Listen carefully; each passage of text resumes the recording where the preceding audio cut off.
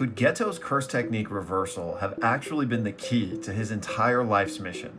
Let's talk about this really fun idea. All right, first of all, shout out to Thanatos for inspiring this video today. And y'all can pause to read their full idea here, but essentially what they're saying is, what if Geto's curse technique had been more like soul magic from Black Clover? Now, I haven't read or seen Black Clover. I know nothing about it. Apparently this is the soul magic guy though. But I do think that we can translate this to JJK in an interesting way. And the most important little part here is what Thanatos mentions at the bottom, purification. Basically, this magic can be used to purify a devil's power and incarnate it into a human host. I think this would be an incredibly cool concept for the reversal of cursed spirit manipulation, because we know we never got to see its reversal, and really we don't get to see many reversals in the series at all, mostly because a lot of techniques don't lend themselves toward natural reversals the same way Gojo's Limitless does, right? But we've talked about some ideas for various reversals, including cursed spirit manipulation before, but I really like this, especially narratively and thematically, right? Because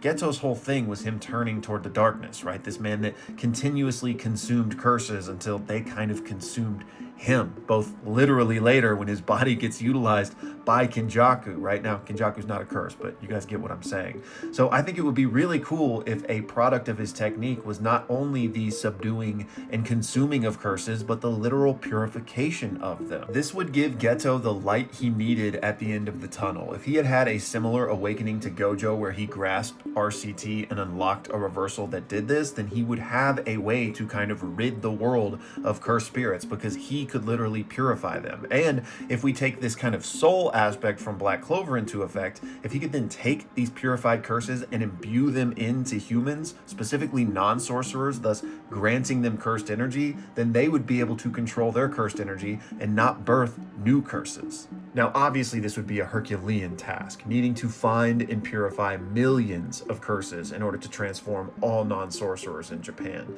But it doesn't need to be something that they actualize 100%, right? It's just important that this would exist as an end state for their life's goals, right? This would be that light at the end of the tunnel that Geto could focus on. It would be that hope, right? And honestly, Geto and Gojo working in tandem toward that goal, I mean, they could probably get pretty close in their lifetimes of just constantly hunting down curses and having that pushing them forward toward that better society. And then maybe that torch could be carried on. Now, obviously, you're going to need somebody with cursed spirit manipulation, but still, it would have given them specifically something to work on and an excuse, or rather a way for Geto not to walk down that dark path. So I love this idea.